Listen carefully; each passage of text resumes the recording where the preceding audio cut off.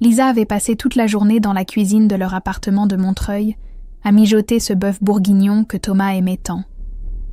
L'odeur du vin rouge et des herbes imprégnait chaque pièce, se mêlait à la vapeur qui montait doucement de la cocotte en fonte. Elle avait choisi la nappe blanche, celle des grandes occasions, l'avait repassée 2 fois pour effacer le moindre pli. Sur la table du salon, 6 assiettes en porcelaine qu'elle avait héritées de sa grand-mère formaient un cercle parfait autour du bouquet de pivoine rose. Tout devait être impeccable ce soir. À 40 ans, Lisa ne cherchait plus à impressionner qui que ce soit, sauf peut-être Françoise, sa belle-mère. Cette femme au regard hautain qui trouvait toujours quelque chose à redire, un détail qui clochait, une manière subtile de lui rappeler qu'elle n'était jamais tout à fait à la hauteur. Ce soir, Lisa voulait que tout soit parfait. Pour une fois. Les invités arrivèrent vers 19h30. Françoise et Bernard d'abord, son beau-père avec son embonpoint et son rire gras, sa belle-mère sanglée dans un tailleur beige qui sentait le parfum trop cher. Puis les 6 collègues de Thomas, cadre commercial dans une société d'informatique. Julien et son éternelle veste en tweed. Stéphane qui parlait fort. Amélie la discrète. Sandrine la rousse pétillante. Marc le comptable récemment divorcé. Et Céline qui riait à tout. Lisa servit l'apéritif. Un crément de Bourgogne bien frais. Elle souriait, répondait poliment aux questions convenues sur la décoration de l'appartement, sur la recette du bœuf bourguignon, sur le temps qui commençait à fraîchir en cette fin d'octobre. Thomas se tenait près de la fenêtre, verre à la main, sourire énigmatique aux lèvres. Il semblait étrangement fébrile ce soir, comme quelqu'un qui porte un secret trop lourd. Le dîner se déroula sans accroc. Les conversations restaient superficielles, agréables. Bernard racontait une anecdote sur son club de golf. Françoise commentait les nouvelles réformes fiscales avec ce ton péremptoire qu'elle adoptait toujours. Lisa servait les plats, remplissait les verres, jouait son rôle de maîtresse de maison accomplie. Tout était sous contrôle. Puis vint le moment du fromage. Thomas se leva soudainement, son verre de Bordeaux à la main. Un silence étrange s'installa autour de la table. Lisa sentit son estomac se nouer sans comprendre pourquoi. Il la regardait avec une expression qu'elle ne lui connaissait pas, un mélange de mépris et de triomphe. « Lisa, j'ai quelque chose à annoncer. » Sa voix portait, trop forte, trop assurée. Les conversations s'éteignirent. Tous les regards convergèrent vers lui, puis vers elle. « À 40 ans, tu es finie. Ma copine Mélanie a 22 ans et elle peut encore me donner des enfants. D'ailleurs, elle est déjà enceinte de 5 mois. Je vais enfin être père. » Le temps sembla se figer. Lisa entendit les mots, mais ne parvint pas immédiatement à leur donner un sens. Son cœur cognait sourdement dans sa poitrine. Ses mains tremblaient légèrement au-dessus de l'assiette de camembert qu'elle tenait. Autour de la table, les visages s'étaient figés dans des expressions de gêne profonde. Julien fixait sa serviette. Amélie avait porté la main à sa bouche. Marc la regardait avec quelque chose qui ressemblait à de la compassion. Mais Françoise, elle, applaudissait lentement, un sourire satisfait étirant ses lèvres minces. « Enfin, mon fils, il était temps que tu te débarrasses de celle-là. Une femme qui ne peut pas donner d'héritier ne sert à rien. » Bernard leva son verre, éclatant de ce rire gras et vulgaire qui le caractérisait. « À la nouvelle génération, au futur petit-fils. » Lisa resta immobile, debout près de la table, l'assiette de fromage toujours dans les mains. L'humiliation la submergeait par vagues successives. Chaque mot de Thomas résonnait comme une gifle. 12 ans de mariage. 12 ans à essayer de le satisfaire, à accepter ses reproches, à porter seul le poids de leur incapacité à avoir des enfants. Et maintenant, devant ses parents, devant ses collègues, il la jetait comme un objet usagé. Les larmes montèrent. Mais au moment précis où elles allaient déborder, quelque chose changea en elle. Une rage glaciale, venue du plus profond de son être, remplaça la douleur. Non, elle ne pleurerait pas. Pas devant eux. Lisa reposa calmement l'assiette de fromage sur la table. Elle sortit son téléphone de la poche de sa robe, marcha jusqu'à la télévision, connecta l'appareil via Chromecast. Ses gestes étaient imprécis, maîtrisés. Pas un tremblement. L'écran s'illumina. Une photo apparut en haute définition, immense, impossible à ignorer. On y voyait une jeune femme blonde, le ventre arrondi sous un pull moulant bleu ciel, embrassant tendrement un homme au visage anguleux, cheveux longs attachés en catogan, bras couverts de tatouages colorés. Il se tenait devant l'entrée de l'hôpital Avicenne, sous le panneau « Maternité ». Dans leurs mains jointes, un papier médical dont le texte avait été agrandi numériquement. Grossesse, 22 semaines, date de l'examen, 15 octobre 2024. En dessous, Lisa avait ajouté un texte en lettres rouges, épaisses, indiscutable, 22 semaines. Conception en mai 2024. Thomas a rencontré Mélanie en juillet 2024. Ce n'est pas son enfant. Le silence qui suivit était d'une densité absolue. Françoise fixait l'écran, bouche entr'ouverte. Son visage passa du rose au blanc crayeux en quelques secondes. Elle porta la main à sa poitrine, chercha l'air comme un poisson hors de l'eau et s'effondra mollement sur sa chaise dans un bruit sourd. Sa tête bascula en arrière.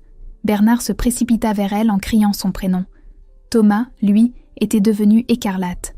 Il hurla, la voix déformée par la panique. « C'est quoi ce bordel ? C'est un montage, elle ment !» Lisa le regarda calmement, presque avec pitié. Sa voix, lorsqu'elle parla enfin, était d'un calme effrayant. « La vérité, Thomas, ta copine te fait cocu depuis le début avec son vrai copain, Kevin. Elle t'utilise pour ton argent. Les dates ne mentent pas. 22 semaines, ça fait 5 mois de grossesse. Tu l'as rencontré il y a 3 mois. Fais le calcul. » Autour de la table, les collègues semblaient pétrifiés. Stéphane avait la bouche grande ouverte. Céline ne riait plus du tout. Marc observait la scène avec une expression indéchiffrable. Lisa ramassa son sac à main posé sur le canapé, enfila lentement son manteau beige. Elle boutonna chaque bouton avec application, noua son écharpe autour de son cou. Puis, elle se tourna une dernière fois vers la table figée. Françoise inconsciente, Bernard qui lui tapotait maladroitement les joues, Thomas effondré sur sa chaise, les invités silencieux comme des statues. Elle dit, d'une voix douce mais parfaitement audible, « Profitez bien du bœuf bourguignon. » Il a mijoté 6 heures. Elle ouvrit la porte, sortit, la referma derrière elle sans la claquer. Dans l'escalier, ses jambes se mirent enfin à trembler. Elle s'appuya contre le mur froid, respira profondément 3 fois pour ne pas s'effondrer. Puis elle descendit les 4 étages, poussa la lourde porte de l'immeuble, se retrouva dans la rue d'Octobre, où l'air glacé lui mordit le visage. Derrière elle, à travers les fenêtres éclairées du 3e étage, elle entendit le chaos exploser, des cris, des accusations, le bruit d'une assiette qui se brisait. Lisa sortit son téléphone, composa le numéro de Sandrine, sa meilleure amie. « Je peux dormir chez toi ce soir ?» 4 semaines plus tôt. Lisa avait trouvé le premier reçu par hasard, en vidant les poches de la veste de Thomas avant de la porter au pressing. Le comptoir Voltaire, restaurant chic de Bastille, 180 € pour 2 personnes. Elle avait froncé les sourcils. Thomas ne l'avait jamais emmenée dans un endroit pareil. Puis, 2 jours plus tard, un ticket de bijouterie Pandora glissait dans son portefeuille. 250 € pour un bracelet qu'elle n'avait jamais reçu. Les soupçons s'étaient installés comme une ombre froide. Thomas rentrait tard 3 soirs par semaine, prétextant des réunions clients qui s'éternisaient. Il sentait un parfum sucré que Lisa ne reconnaissait pas. Quelque chose de jeune et capiteux. Il souriait à son téléphone en tapant des messages qu'il dissimulait dès qu'elle approchait. Un mercredi soir, après 2 whiskies qu'il avait plongés dans un sommeil lourd, Lisa avait pris son téléphone sur la table de nuit. Le code de déverrouillage était leur date d'anniversaire de mariage. L'idiot n'avait même pas pensé à le changer. Elle avait ouvert WhatsApp, découvert les messages avec Mel, photos intimes, mots doux pathétiques, promesses d'appartement et de vie commune. Lisa avait tout photographié avec son propre téléphone, les mains tremblantes, le cœur battant si fort qu'elle craignait de le réveiller. Le lendemain, elle s'était déclarée malade au travail. Elle avait retiré 500 € de leur compte d'épargne commun, 8 400 € économisés patiemment pour acheter un appartement un jour. Puis, elle avait contacté Karim Benzaoui, détective privé trouvé sur le Boncoin. Ancien policier reconverti, bureau miteux à Bagnolet, tarif honnête, 300 € pour 5 jours de filature basique. Karim avait travaillé vite et bien. En 3 jours, il avait identifié Mélanie Rousseau, 22 ans, étudiante en communication à la Sorbonne, domiciliée chez ses parents à Bobigny. Mais surtout, il avait découvert quelque chose d'inattendu. Mélanie était constamment accompagnée d'un autre homme quand Thomas n'était pas là. Kevin Martin, 25 ans, tatoueur à Belleville, salon Ink Paradise. Karim les avait photographiés main dans la main au parc des Buttes-Chaumont, s'embrassant devant le Monoprix, entrant ensemble dans l'appartement de Kevin rue de Belleville. Puis était venu le jeudi décisif. Karim avait vu Mélanie et Kevin sortir de l'hôpital à Vicenne en début d'après-midi. Elle portait un ventre légèrement arrondi sous son pull. Kevin avait posé sa main dessus avec une tendresse protectrice. Ils tenaient ensemble un papier médical, s'embrassaient longuement devant l'entrée de la maternité, visage rayonnant de bonheur. Karim avait utilisé son réflexe avec zoom professionnel, mitraillé 47 photos. La meilleure montrait le couple devant le panneau maternité, le papier d'échographie partiellement visible entre leurs mains. Lisa avait ouvert les fichiers dans les toilettes de son bureau, enfermée dans la cabine du fond.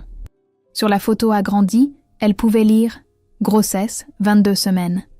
22 semaines, soit 5 mois environ. Conception en mai. Thomas avait rencontré Mélanie en juillet, elle avait vérifié les premiers messages. « Salut belle inconnue, sympa hier soir au bar ». Chronologiquement impossible que ce soit son enfant. Lisa avait payé Karim 200 € supplémentaires pour améliorer numériquement la photo, agrandir la partie de l'échographie visible, augmenter la netteté du texte. Travail professionnel. Image haute définition où on lisait parfaitement. Grossesse, 22 semaines. Date de l'examen, 15 octobre 2024. Puis, elle avait ajouté elle-même le texte explicatif en rouge. Elle voulait que ce soit évident pour tout le monde, même pour Françoise. Lisa se souvenait d'une conversation 3 ans plus tôt. Elle avait fait tous les examens de fertilité. Hystérosalpingographie, dosage hormonaux, échographie pelvienne. Résultat, parfaitement fertile. Le gynécologue avait été clair. « Madame, tout est normal chez vous.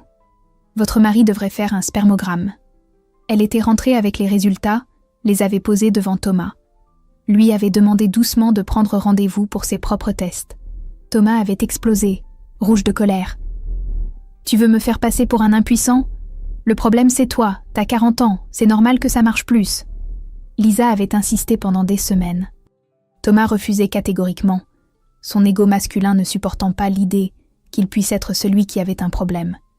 Il répétait sans cesse « Les femmes après 40 ans, c'est fini pour les gosses. Arrête de chercher des excuses. » Maintenant, Lisa comprenait. Thomas ne s'était jamais fait tester. Il ne savait même pas s'il était fertile ou non. Son ego l'aveuglait tellement qu'il croyait tout ce que Mélanie lui racontait. Lisa avait tout sauvegardé méthodiquement. Puis elle avait attendu, jouant la femme normale pendant 2 semaines interminables. Elle avait organisé ce dîner, invité les parents de Thomas, ses collègues. Elle voulait que l'humiliation soit publique, maximale, inoubliable. Le soir du dîner catastrophique, Lisa dormit chez Sandrine, sa meilleure amie, serveuse dans un café de République qui partageait un studio de 25 mètres carrés rue du Faubourg du Temple. Sandrine la serra contre elle sur le canapé-lit. « Putain, Lisa, t'as été incroyable ce soir. Mais maintenant, qu'est-ce qu'on fait ?» Lisa ne répondit pas immédiatement. Puis, pour la première fois depuis des heures, elle éclata en sanglots violents. Toute la tension accumulée, la rage, la tristesse, l'humiliation de 12 années de mariage explosèrent d'un coup. Sandrine la tenait fermement, caressait ses cheveux. « Pleure, vas-y, tu en as le droit. » Après 20 minutes, Lisa se redressa, s'essuya les yeux avec un mouchoir en papier, souffla longuement. « Demain, j'appelle un avocat, je divorce, et je récupère ma vie. » Le lendemain matin, Lisa se réveilla sur le canapé-lit de Sandrine, avec 47 appels manqués de Thomas et 23 messages. Elle les parcourut rapidement, insultes venimeuses alternant avec supplications pathétiques. « Sale garce manipulatrice, tu vas payer ça. » Puis, « Laisse-moi t'expliquer, c'est un malentendu. Elle m'a menti aussi. » Lisa bloqua son numéro sans hésitation. À 10 heures, elle était assise dans le cabinet de maître Carole Dubois, avocate spécialisée en divorce, recommandée par la sœur de Sandrine. Consultation, 150 €. Maître Dubois, femme d'une 50aine d'années aux cheveux courts et au regard perçant, écouta l'histoire en prenant des notes précises. Elle regarda les preuves photographiques, les captures d'écran, hocha la tête avec un sourire satisfait. « Vous avez un dossier en béton, madame. Adultère prouvé, humiliation publique devant témoins. On va demander le divorce aux torts exclusifs de votre mari. » Puis Lisa découvrit l'étendue de la trahison financière. Thomas avait vidé leur compte d'épargne commun. Il avait pris ses 4 200 €, sa moitié légitime, mais aussi 3 000 € supplémentaires. Vol caractérisé. Maître Dubois nota tout. On va le poursuivre pour ça également. Pendant ce temps, Thomas confrontait Mélanie dans un café près de la Sorbonne. Elle niait farouchement. « C'est des montages, ton ex est folle !» Mais devant l'insistance de Thomas qui exigeait un test de paternité prénatale, elle finit par craquer, avoua à moitié en pleurant. « Kevin est juste un ami. Mais oui, on était ensemble avant toi. Peut-être que le bébé... » Thomas quitta le café en trombe, la laissant seule avec son mensonge effondré. Au bureau, les 6 collègues présents au dîner commencèrent à répandre l'histoire. En quelques jours, Thomas devint la risée de toute l'entreprise. On chuchotait sur son passage, on riait derrière son dos. Lisa, elle, agissait méthodiquement. Elle retourna à l'appartement accompagnée de Sandrine et d'un serrurier trouvé dans les pages jaunes. Changement de serrure, 120 €. Légalement discutable, mais terriblement efficace. Elle emballa systématiquement toutes les affaires de Thomas. Vêtements, PlayStation, dossier administratif. 15 cartons qu'elle déposa devant le pavillon de Françoise et Bernard à Créteil. Ils refusèrent d'ouvrir la porte malgré les coups répétés. Lisa laissa tout sur le perron, prit une photo comme preuve, envoya un message WhatsApp à Thomas. « Tes affaires sont chez tes parents. Ne remets plus les pieds chez moi. » En rentrant dans l'appartement vide des présences toxiques de Thomas, Lisa se sentit étrangement légère pour la première fois depuis des années. Elle ouvrit les fenêtres en grand, laissa l'air frais d'octobre chasser les dernières traces de leur mariage pourri. Mais elle savait que la bataille ne faisait que commencer. 2 semaines après le dîner catastrophique, Lisa reçut un message Instagram d'un compte qu'elle ne connaissait pas. Photo de profil flou, pseudo-anonyme. « On peut se parler, s'il te plaît. C'est Mélanie. » Lisa fixa l'écran de son téléphone pendant 5 bonnes minutes, le cœur battant. Que pouvait bien lui vouloir cette fille? Des excuses? Des menaces? De la manipulation supplémentaire? Elle hésita longuement, le doigt suspendu au-dessus du bouton de réponse. Puis, poussée par une curiosité qu'elle ne s'expliquait pas vraiment, elle accepta. Elles se donnèrent rendez-vous au Deux Magots, café mythique de Saint-Germain-des-Prés. Lieu public, sécurisé, impossible de faire une scène sans témoin. Lisa arriva 10 minutes en avance, choisit une table près de la fenêtre, commanda un café crème qu'elle ne but pas. Mélanie apparut à l'heure exacte. Lisa la reconnut immédiatement d'après la photo. Jeune, jolie, cheveux blonds attachés en queue de cheval négligée. Mais la fille qui s'approcha de sa table n'avait rien de la séductrice triomphante qu'elle avait imaginée. Mélanie avait les yeux rougis de larmes récentes, les traits tirés, le teint pâle. Son ventre commençait à s'arrondir visiblement sous son sweatshirt trop large. Elle s'assit en face de Lisa, et sans même un bonjour, éclata en sanglots. Lisa resta silencieuse, observant cette jeune femme qui pleurait sans retenue, les épaules secouées de spasmes. Autour d'eux, quelques clients jetaient des regards curieux. Mélanie finit par se calmer, s'essuya le visage avec une serviette en papier, leva vers Lisa des yeux suppliants. « Je suis désolée, tellement désolée. » Sa voix tremblait. Lisa ne répondit pas, attendant la suite. Mélanie raconta alors son histoire d'une voix hachée. Famille pauvre de Bobigny, mère seule élevant 4 enfants avec des allocations et des petits boulots précaires. Mélanie sortait avec Kevin depuis 3 ans. Ils s'aimaient vraiment, mais Kevin vivotait avec son salon de tatouage qui ne rapportait presque rien. Quand Mélanie était tombée enceinte par accident, une pilule oubliée lors d'un week-end difficile, Kevin avait paniqué. Pas d'argent pour un bébé, pas d'appartement stable, rien. Une amie de Mélanie lui avait alors suggéré ce plan terrible. Trouver un homme plus âgé avec une situation financière correcte, le séduire, lui faire croire que le bébé était de lui, obtenir un appartement et de l'argent, puis disparaître une fois la situation stabilisée. Mélanie avait créé un profil Tinder, rencontré Thomas la 2e semaine. Elle avait compris immédiatement qu'il serait une cible facile.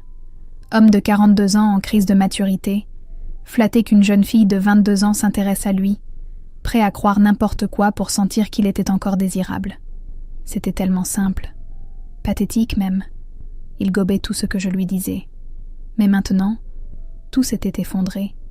Thomas l'avait jeté après avoir vu la photo. Kevin était furieux que le plan ait échoué et la pressait d'avorter ou d'abandonner le bébé à la naissance. Mélanie était enceinte de 6 mois, seule, terrifiée, sans argent, sans solution. « Pourquoi tu me racontes tout ça ?» demanda enfin Lisa, voix neutre. Mélanie la regarda à travers ses larmes. « Parce que t'es la seule qui peut comprendre. Thomas nous a utilisés toutes les deux. Toi pendant 12 ans, moi pendant 4 mois. Il est le vrai monstre dans cette histoire. Pas nous. » Lisa resta longtemps silencieuse, observant cette jeune femme brisée assise en face d'elle. Elle ressentait un mélange étrange de colère résiduelle et de compassion inattendue. Mélanie n'était pas une manipulatrice diabolique, juste une fille pauvre, désespérée, poussée par les circonstances à faire des choix terribles. Lisa sortit un papier de son sac, griffonna un numéro de téléphone. « C'est une assistante sociale que je connais par mon travail. Elle peut t'aider pour ta grossesse, tes droits, un logement social, les allocations de la CAF. Appelle-la de ma part. » Mélanie prit le papier d'une main tremblante, les yeux brillants de reconnaissance. Elle voulut serrer la main de Lisa, mais celle-ci se leva, enfila son manteau. « Je ne te pardonne pas ce que tu as fait, mais je comprends pourquoi. Prends soin de ton bébé. » Lisa sortit du café, laissant Mélanie seule avec le papier serré contre sa poitrine. En marchant vers le métro, Lisa se sentait profondément troublée par cette rencontre qu'elle n'avait pas anticipée. 3 mois après le dîner catastrophique, Lisa se retrouva dans la salle d'audience austère du tribunal de Bobigny. Les murs beige pâles, les néons froids, l'odeur de papier et de café refroidi. Maître Dubois était assise à ses côtés, dossier épais posé devant elle, regard concentré. De l'autre côté de l'allée, Thomas évitait soigneusement de croiser les yeux de Lisa. Il avait maigri, les traits creusés, une barbe de 3 jours mal entretenue. Son avocat, Maître Ferrand, un homme bedonnant aux lunettes cerclées d'or, feuilletait nerveusement ses notes. Les parents de Thomas, Françoise et Bernard, étaient assis au fond de la salle, visage fermé. Maître Dubois avait assigné Thomas pour divorce aux torts exclusifs, remboursement des 3 000 € volés et 5 000 € de dommages et intérêts pour humiliation publique. Thomas contre-attaquait, réclamant la moitié de la valeur des meubles de l'appartement et accusant Lisa d'avoir changé les serrures illégalement. La juge Moreau, femme d'une 60aine d'années aux cheveux gris acier, écouta d'abord le témoignage de Lisa. Voix calme, posée, Lisa raconta les faits sans dramatisation excessive. Elle présenta les preuves méthodiquement. Capture d'écran des messages de Thomas avec Mélanie, la fameuse photo devant l'hôpital, les témoignages écrits des 6 collègues présents au dîner. Puis, vint le tour de Maître Ferrand. Il se leva, ajusta ses lunettes, se tourna vers Lisa avec un sourire condescendant. « N'est-ce pas vrai, madame, que vous êtes une femme amère qui n'a pas pu donner d'enfant à mon client ? N'est-ce pas cette frustration personnelle qui vous pousse aujourd'hui à le détruire par vengeance ?» Le silence se fit dans la salle. Lisa sentit la colère monter, mais garda son calme. Elle sortit de son sac une enveloppe Kraft qu'elle tendit à la juge. « Madame la juge, voici les résultats de mes examens de fertilité effectués il y a 3 ans. Comme vous pouvez le constater, tous les tests sont normaux. J'ai supplié M. Thomas Mercier de faire un spermogramme de son côté. Il a toujours refusé catégoriquement, m'accusant d'être la seule responsable de notre incapacité à concevoir. » Elle sortit un second document. Voici également les dossiers médicaux d'adolescence de M. Mercier, obtenus légalement via demande administrative. À 15 ans, il a contracté les oreillons avec une complication nommée orchite. Le médecin de l'époque a clairement noté dans son rapport « Risque élevé de stérilité future, suivi urologique recommandé ». M. Mercier n'a jamais voulu vérifier cette information. Son refus venait de son ego, pas de la réalité médicale. L'effet fut immédiat. Thomas devint livide. Maître Ferrand bafouilla quelque chose d'incompréhensible. La juge Moreau fronça les sourcils sévèrement, lut attentivement les documents. « Maître Ferrand, votre client vous avait-il informé de ces éléments avant l'audience ?» Silence gêné.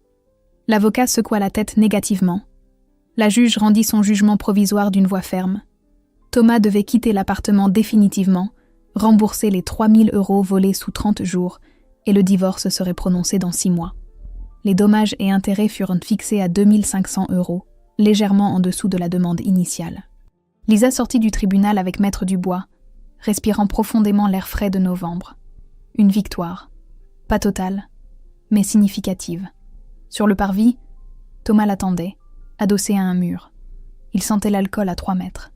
Il s'approcha d'elle en titubant légèrement. Espèce de « tu m'as détruit. T'es contente maintenant ?» Il leva la main vers elle. Marc, le collègue comptable qui était venu soutenir Lisa au tribunal, s'interposa immédiatement, le repoussant fermement. Thomas tenta de le frapper.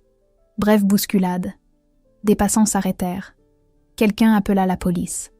5 minutes plus tard, Thomas était emmené en garde à vue pour violence et non-respect de distance. Lisa obtint le lendemain une ordonnance de protection. Thomas devait rester à minimum 100 mètres d'elle, sous peine d'arrestation immédiate. Marc raccompagna Lisa chez elle, lui offrit un café. Ils parlèrent longuement, assis à la petite table de la cuisine. 2 personnes divorcées, qui comprenaient la douleur de l'autre. Rien de romantique encore, juste une solidarité profonde et silencieuse. 6 mois après le dîner qui avait tout fait basculer, Lisa tenait dans ses mains le jugement définitif de divorce. Papier officiel tamponné par le tribunal de Bobigny, signature de la juge Moreau en bas à droite. Elle le relut 3 fois, comme pour s'assurer que c'était bien réel. Thomas devait lui rembourser 3 000 €, plus 2 500 € de dommages et intérêts. Moins les 1 800 € d'honoraires d'avocat, elle s'en sortait correctement. Thomas avait disparu de sa vie. Il avait démissionné de son entreprise, incapable de supporter les regards moqueurs et les chuchotements incessants. Il travaillait maintenant comme commercial dans une société à Lille, à 300 km de Paris.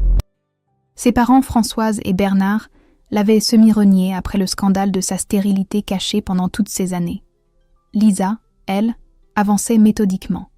Elle s'était inscrite à une formation certifiante de comptabilité, cours du soir 3 fois par semaine à Vincennes, financée entièrement par son CPF.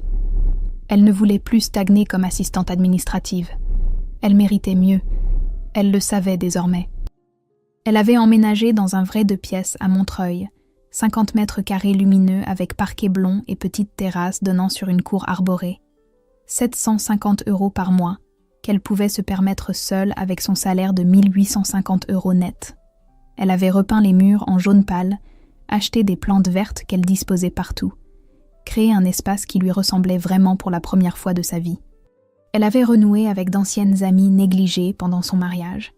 Claire qui enseignait le yoga dans le 11e arrondissement, Nadia, infirmière à l'hôpital Saint-Antoine, Élise, graphiste indépendante qui travaillait de chez elle. Soirées entre filles au restaurant vietnamien du coin, rires sincères, confidences partagées, sororité retrouvée. Lisa avait également commencé une thérapie hebdomadaire avec la docteure Lemoine, psychologue installée près de Nation. Séance de 60 € partiellement remboursée par sa mutuelle. Elle décompressait enfin, parlait de ses traumatismes, de cette culpabilité tenace d'avoir gaspillé 12 années avec le mauvais homme. La docteure Lemoine lui répétait chaque semaine la même chose. « Vous n'avez rien gaspillé, Lisa. Vous avez appris exactement qui vous ne voulez plus jamais être. C'est une connaissance précieuse. » Marc et Lisa se rapprochaient doucement, naturellement.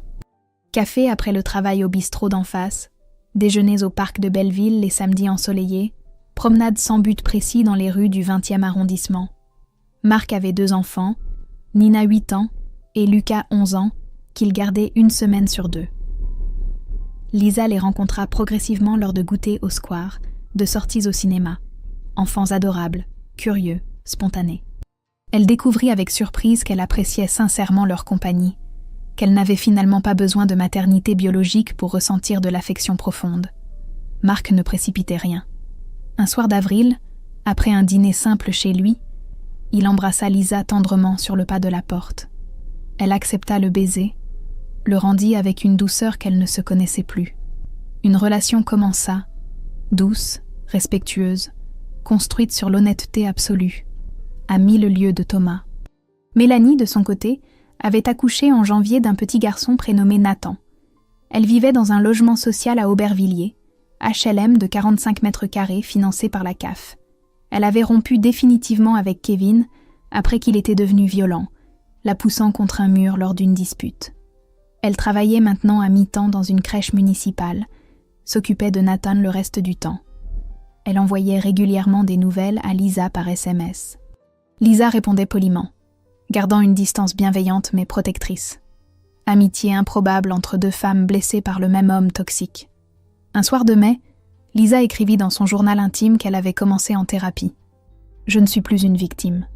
Je suis une femme qui reconstruit sa vie, pierre par pierre. » Un an jour pour jour après le dîner de l'humiliation, Lisa reçut un appel d'un numéro qu'elle ne reconnaissait pas. Elle décrocha par réflexe. « Lisa, c'est Françoise ?» La voix de sa belle-mère tremblait, chose rarissime chez cette femme habituellement si hautaine. Lisa resta silencieuse, attendant la suite avec méfiance. Thomas est à l'hôpital Avicenne. Service psychiatrie. Il a fait une tentative hier soir. Overdose de médicaments. Il est stabilisé, mais il demande à te voir. Il dit que tu es la seule qui peut l'aider. Lisa sentit son estomac se nouer. Elle ne répondit pas immédiatement, le téléphone collé à l'oreille, le souffle court. Françoise insista, voix suppliante. « Je sais qu'on t'a fait du mal. Je sais que je t'ai humilié. Mais c'est mon fils. Il va très mal, s'il te plaît. » Lisa répondit d'une voix ferme. « Non, Françoise. Je ne suis responsable ni de ses choix ni de sa santé mentale. Appelez un psychiatre. Mais ne m'appelez plus. » Elle raccrocha, les mains tremblantes. Cette nuit-là, Lisa ne dormit pas. La culpabilité la rongeait malgré elle. Et si Thomas mourait vraiment? Serait-ce sa faute? Le lendemain matin, elle appela la docteure Lemoine en urgence, obtint un rendez-vous exceptionnel l'après-midi même. La psychologue fut claire. « Lisa, vous avez le droit absolu de ne pas y aller. Ce n'est pas votre responsabilité. Mais si vous décidez d'y aller, que ce soit pour vous, pour fermer définitivement ce chapitre, pas pour le sauver lui, vous ne lui devez rien. » Lisa réfléchit 48 heures, puis prit sa décision. Elle irait, par humanité, pas par amour. L'hôpital Avicenne, service psychiatrie, chambre 214. Thomas était allongé dans un lit étroit, pâle, amaigri d'au moins 10 kilos. Ses cheveux grisonnaient aux tempes. Il avait le regard vide de quelqu'un qui a touché le fond absolu. En voyant Lisa entrer, il se mit à pleurer silencieusement. « Pardon. Je te demande pardon pour tout. » Sa voix était cassée, rauque. Lisa s'assit sur la chaise visiteur, à distance respectable. Elle l'écouta sans l'interrompre. Thomas raconta son effondrement. Licenciement après sa démission ratée, solitude totale à Lille, alcool quotidien, nuit blanche rongée par les remords. Il avait tout perdu. Son travail, ses amis, sa famille, sa fierté. Je ne supporte plus ce que je suis devenue. Je voulais mourir, parce que je ne sais plus comment vivre. Lisa l'observait avec une clarté étrange. Elle ne ressentait plus rien pour cet homme. Ni amour, ni haine, ni même pitié vraiment. Juste une indifférence profonde, comme face à un étranger qui racontait ses malheurs. Elle parla enfin, voix calme et posée. « Thomas, je te pardonne. Pas pour toi, mais pour moi, pour ne plus porter ce poids inutile. Mais sache que je ne reviendrai jamais. Ma vie est ailleurs maintenant. Avec des gens qui me respectent vraiment. Tu dois trouver ta propre vie, sans moi. Fais-toi aider par des professionnels. Prends soin de toi. » Thomas voulut la retenir, tendit la main vers elle. Lisa se leva, recula d'un pas. « Adieu, Thomas. » Elle sortit de la chambre sans se retourner. Dans le couloir blanc et froid, elle respira profondément, sentit une légèreté immense l'envahir. Elle était libre. Vraiment. Définitivement libre. Le passé n'avait plus aucune emprise sur elle. Elle appela Marc depuis le parking de l'hôpital. « Viens me chercher, s'il te plaît. » 25 minutes plus tard, il était là. Lisa monta dans sa voiture, l'embrassa longuement, intensément. « Ramène-moi à la maison. » Marc sourit, démarra. Lisa regarda par la fenêtre les rues de Bobigny qui défilaient. Elle avait gagné. Non pas contre Thomas, mais contre sa propre peur de recommencer à vivre. 18 mois après le dîner qui avait tout fait basculer, Lisa se tenait devant le miroir de son appartement, observant son reflet avec une sensation étrange de reconnaissance. Cette femme dans le miroir, cheveux mi-longs brillants, Regard assuré, sourire léger aux lèvres, c'était elle. Vraiment elle. Plus la femme effacée qui marchait sur des œufs en permanence. Elle venait d'obtenir son diplôme de comptabilité avec mention bien.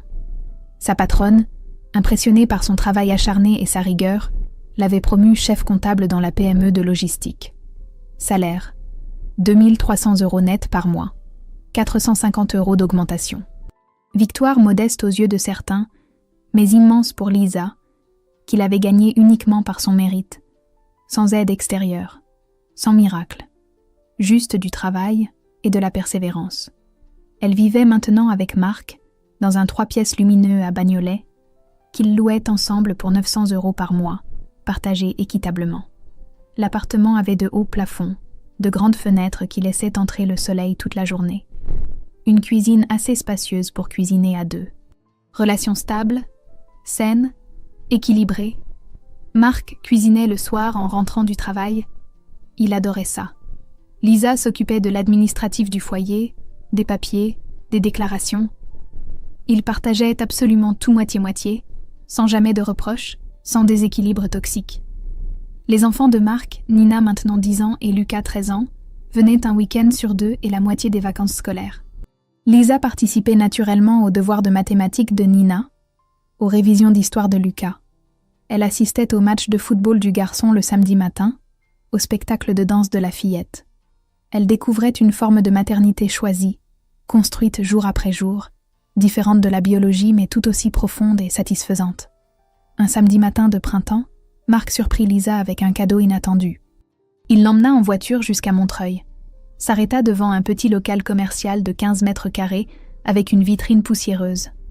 Il sortit une clé de sa poche, la lui tendit avec un sourire mystérieux. « C'est pour toi, 150 € par mois. Je l'ai loué pour 6 mois renouvelables. » Lisa entra, découvrit un atelier équipé d'un tour de potier d'occasion mais fonctionnel, d'un four électrique, d'étagères vides attendant d'être remplies. Elle resta sans voix, les larmes montant brusquement. Marc savait qu'elle rêvait depuis toujours de faire de la céramique. Passion complètement abandonnée pendant son mariage avec Thomas, qui trouvait ça inutile et salissant. Lisa serra Marc dans ses bras, pleura de gratitude contre son épaule. Elle commença dès la semaine suivante à créer des pièces, bols aux courbes douces, vases élancés, tasses colorées, assiettes décorées de motifs géométriques simples. Activité thérapeutique qui la reconnectait à une partie d'elle-même oubliée depuis trop longtemps. Un après-midi de juin, Mélanie l'invita à son anniversaire. Elle avait 24 ans. Lisa hésita longuement, puis accepta par curiosité et compassion résiduelle. Elle se rendit dans l'appartement HLM à Aubervilliers, découvrit une fête modeste mais chaleureuse. Quelques amis de Mélanie, Nathan, maintenant 18 mois, qui courait partout en riant, gâteau au chocolat fait maison. Mélanie présenta Lisa aux invités. « C'est elle qui m'a aidée quand j'étais au fond du gouffre. » Lisa corrigea gentiment. « Non, Mélanie, tu t'es sauvée toi-même. J'ai juste donné un petit coup de main. » Moment de réconciliation totale entre deux femmes autrefois ennemies, maintenant unies par une compréhension mutuelle profonde. En juillet, Lisa organisa un grand dîner chez elle et Marc. Elle invita Sandrine, toujours fidèle. Maître Dubois devenue une vraie amie au-delà du cadre professionnel. Marc évidemment. Nina et Lucas ravis de participer. Mélanie avec Nathan.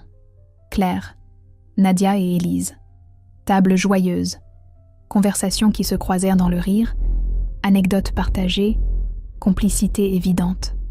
En regardant tous ces visages aimés autour d'elle, Lisa réalisa avec une émotion douce, elle avait construit une nouvelle famille. Pas de sang commun, mais choisie, aimante, authentique, solide comme le roc. Plus tard dans la soirée, en débarrassant la table côte à côte, Marc murmura simplement « Je t'aime ». Lisa le regarda dans les yeux, sourit « Moi aussi je t'aime ». Pas de grande déclaration romantique, pas de mise en scène. Juste une vérité simple, profonde, inébranlable. 2 ans jour pour jour après le dîner de l'humiliation. Lisa se tenait debout derrière son stand au marché artisanal de Montreuil, place de la mairie, sous une tente blanche qui claquait doucement dans le vent d'octobre. Ses créations en céramique étaient disposées avec soin sur des étagères en bois brut, bols aux teintes turquoise et ocre, vases élancés couleur terre cuite, tasse ornée de motifs géométriques délicats. Le soleil automnal illuminait chaque pièce, faisait ressortir les nuances subtiles des émaux qu'elle avait mis des mois à perfectionner. Une cliente âgée s'approcha, cheveux blancs coiffés en chignon impeccable, manteau beige élégant. Elle prit délicatement un bol bleu-vert marbré entre ses mains ridées, le tourna lentement, caressa la surface lisse du bout des doigts.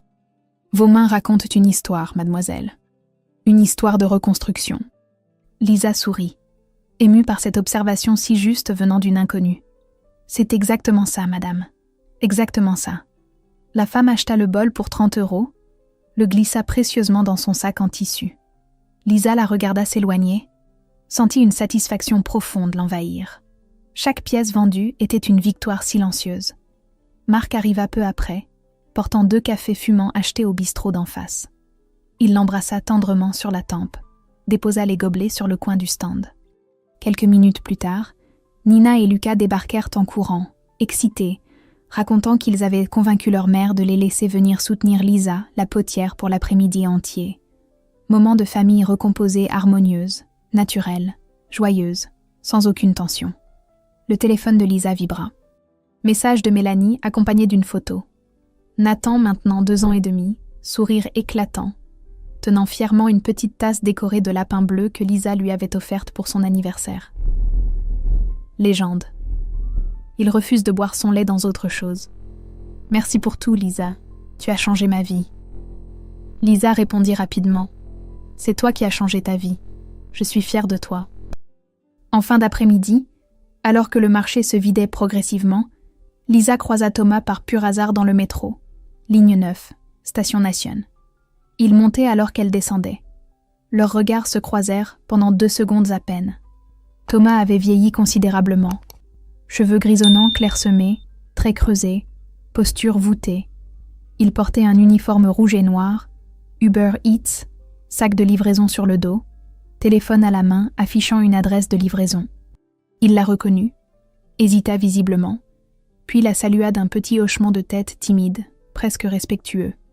Lisa lui sourit brièvement, un sourire neutre, sans rancune mais sans nostalgie, et continua son chemin vers la sortie. Elle n'avait rien à lui dire. Il appartenait définitivement à une autre vie, un autre chapitre fermé et archivé. Elle ne ressentait strictement rien.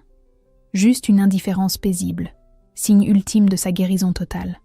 Le soir venu, dans l'appartement silencieux de Bagnolet, Lisa s'assit à son petit bureau près de la fenêtre. Elle ouvrit son journal intime, ce cahier à couverture bleue commencé en thérapie 2 ans plus tôt, devenu rituel hebdomadaire précieux. Elle écrivit lentement, avec application. On m'a dit que j'étais finie à 40 ans, qu'une femme de mon âge ne valait plus rien, ne pouvait plus rien construire, ne méritait plus d'être aimée ou désirée. Aujourd'hui, à 42 ans, je regarde ma vie avec une clarté absolue. Un métier que je respecte et qui me respecte en retour. Un homme qui m'aime avec tendresse et égalité véritable. Des enfants qui m'ont choisi autant que je les ai choisis. Des amis loyaux qui me soutiennent sans condition. Une passion créative qui nourrit mon âme chaque jour. Une paix intérieure que je n'avais jamais connue auparavant. Je ne suis pas une survivante qui se contente d'exister dans l'ombre. Je suis une femme qui a décidé consciemment de se reconstruire, pierre après pierre, jour après jour, avec dignité inébranlable et amour authentique. Ma vie n'a pas commencé à 20 ans. Elle a vraiment, profondément commencé à 40 ans. Lisa ferma le cahier, posa le stylo. Marc entra dans la pièce. « Tu viens ? On regarde un film avec les enfants. » Lisa se leva, le rejoignit au salon où Nina et Lucas étaient déjà installés sur le canapé avec du pop-corn. Par la fenêtre, Paris s'illuminait progressivement dans la nuit tombante. Lisa s'assit entre Marc et Nina. Sentit la main chaude de Marc trouver la sienne. Elle sourit profondément, un sourire de paix véritable. À 40 ans, elle n'était pas finie. I gotta catch one of those.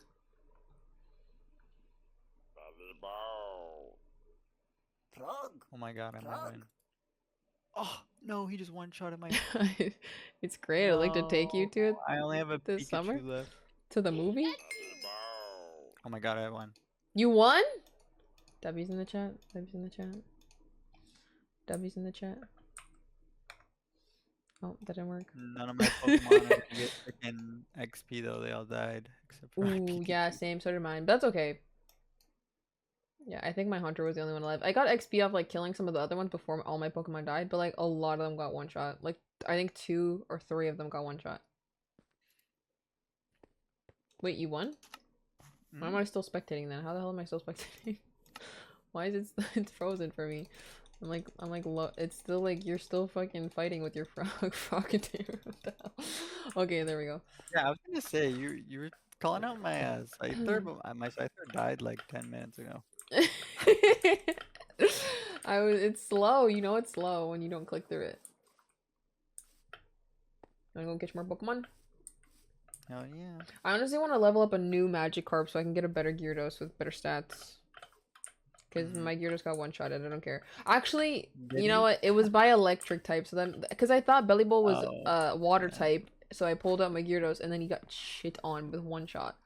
So I guess that makes sense though. Like he's not gonna be good against. Yeah. He's not gonna be good against it. How much health does he have? I wonder. What does my Gyarados have? He has 78. That's a lot of health. That's my highest HP freaking Pokemon, I think. Okay, make us some more Pokeballs. Ooh, let me use my XP candy as well. What should I use it on? My Drillbur? Or my Corellia? Who?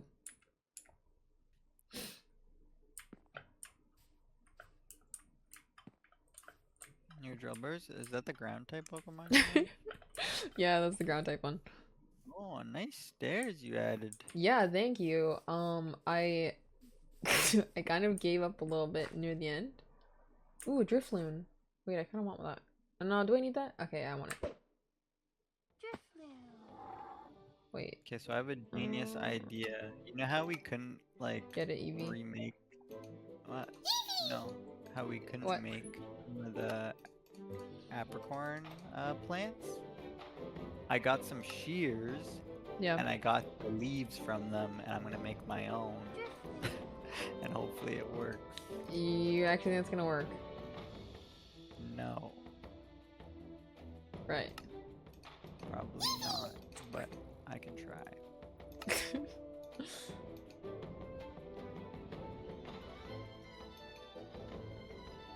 Okay, none of these attacks are working.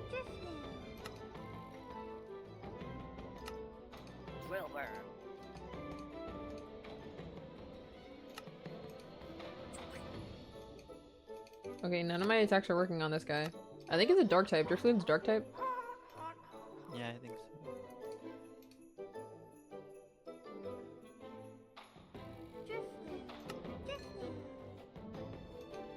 Ah, dang it, I killed it. Damn it, I didn't mean to do that. That's why I was trying to use my EVs and stuff, but none of the attacks were even doing any damage at all. Whatever. I want to catch him.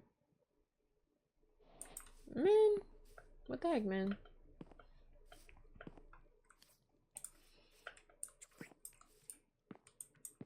If your Pokemon falls off the cliff, does it lose the battle? Let's check. I don't think so. You guys want to see me? Roger. That's the guy that I was talking about before, chat. He's my favorite. I've never caught him though. I should catch him. Roger.